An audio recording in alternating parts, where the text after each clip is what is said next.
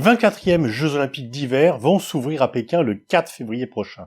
D'abord, terrain de l'opposition entre Taïwan et la Chine continentale, les JO ont été ensuite l'un des moyens de réintégration de la Chine sur la scène internationale, et ils sont depuis les années 90 l'un des espaces où s'observe nettement la montée en puissance de la Chine, ce qui implique inévitablement une contestation. Retour sur l'évolution de la place de la Chine dans les Jeux Olympiques, miroir de sa montée en puissance sur la scène internationale. Le comité olympique chinois est créé dès 1910. La République de Chine va participer pour la première fois aux Jeux olympiques d'été de 1932 à Los Angeles, puis à ceux de Berlin en 1936, et également en 1948 à Londres, alors que le pays est en pleine guerre civile mais que les communistes n'ont pas encore pris le pouvoir. Lorsque Mao prend le pouvoir en octobre 1949, les nationalistes se replient sur Taïwan. Chacun des deux régimes va se déclarer représenter l'ensemble de la Chine. Cela se traduit également sur le plan sportif. Il y a deux comités olympiques qui cohabitent, mais seul celui de la République de Chine de Taïwan fait partie du CIO. En 1952, le CIO autorise les deux délégations à participer aux Jeux d'Helsinki. Mais Taïwan va s'opposer à cette décision et décider de boycotter les Jeux. La République populaire de Chine, elle, y envoie sa première délégation. Le CIO reconnaît le comité olympique de la République populaire en 1954, mais c'est alors Pékin qui va exiger l'exclusion du comité olympique taïwanais. Face au refus du CIO, Pékin boycotte les Jeux de Melbourne de 1956 et quitte le CIO en 1958. Pékin va alors boycotter les Jeux d'été comme ceux d'hiver jusqu'en 1980. Mao dénonce les Jeux bourgeois qui ne représentent pas l'aspect populaire du sport.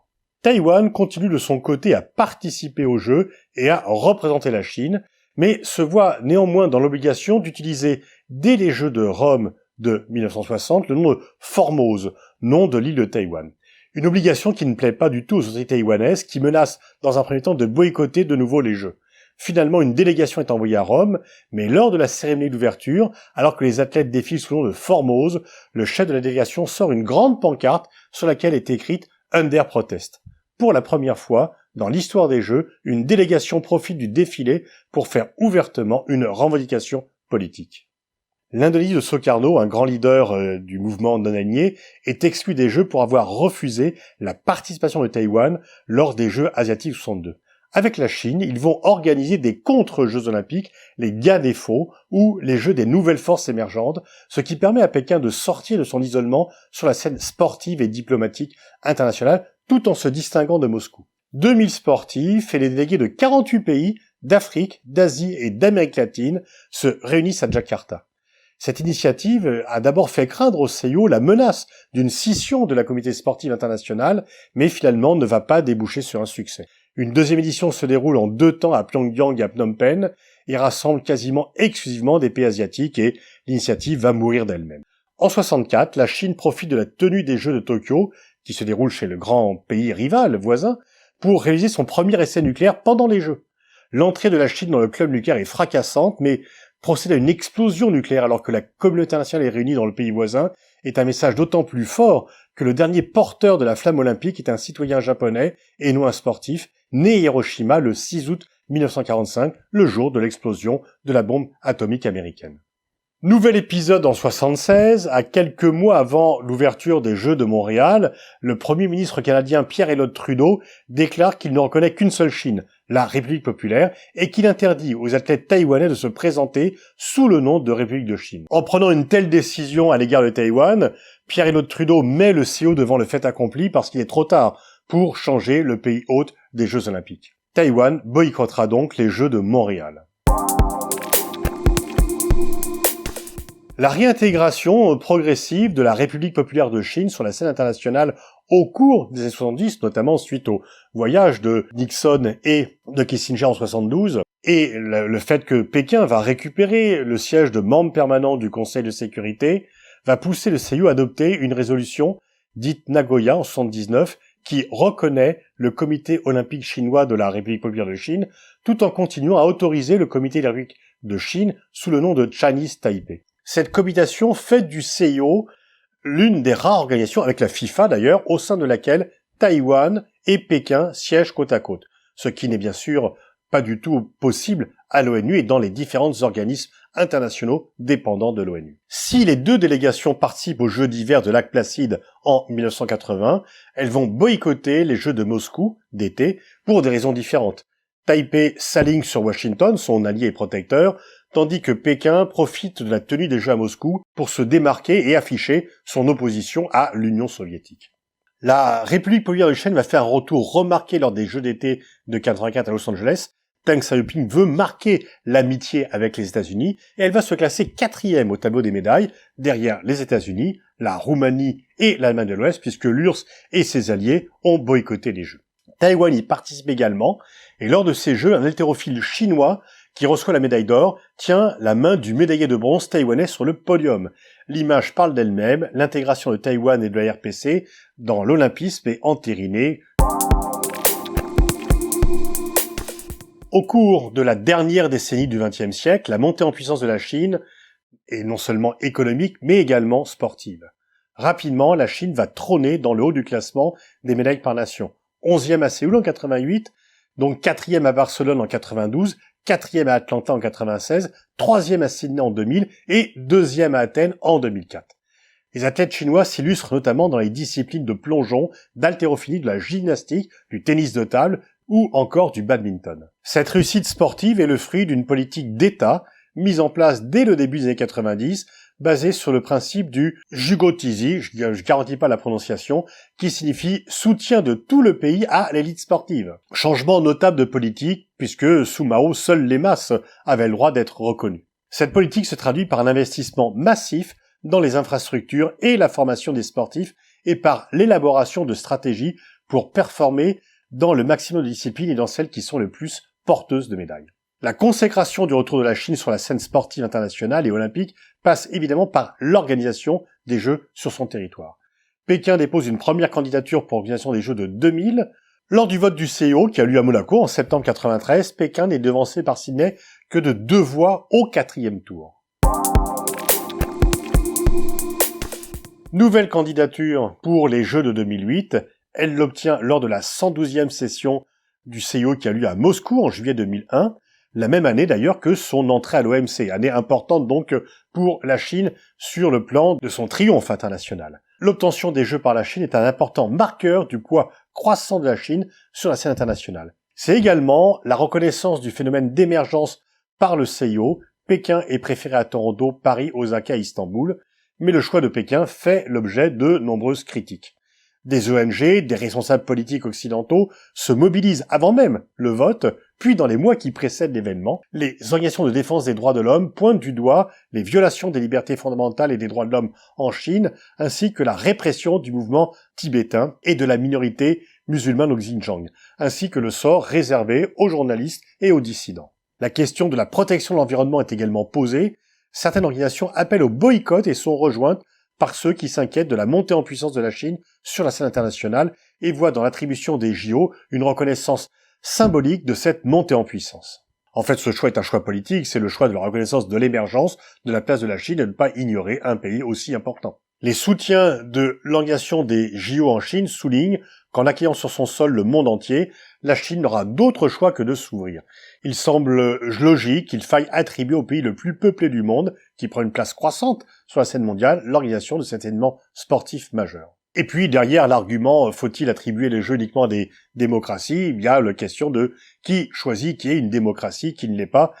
Si la réponse est très claire pour certains pays, elle peut être beaucoup plus compliquée dans de nombreux autres cas.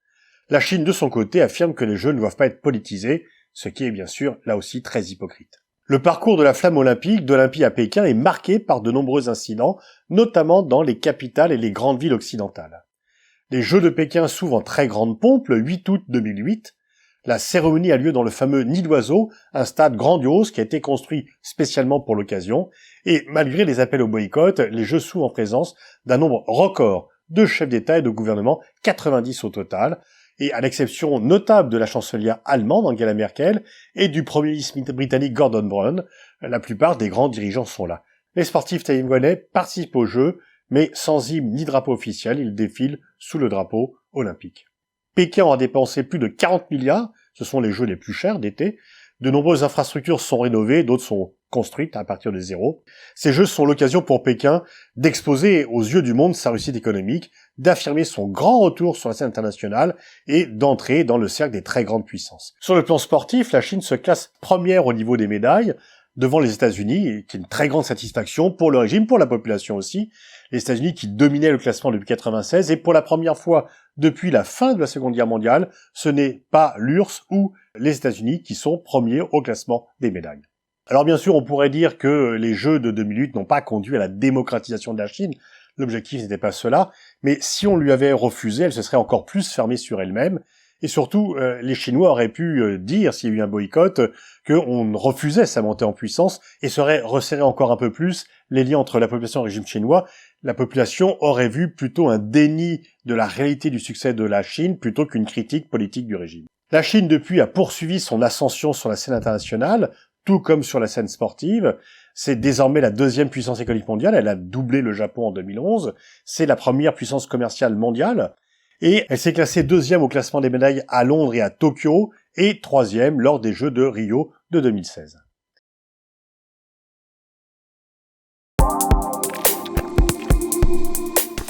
Après les Jeux d'été, la Chine s'intéresse aux Jeux d'hiver. Elle n'est pas en rien une nation spécialisée dans les sports d'hiver.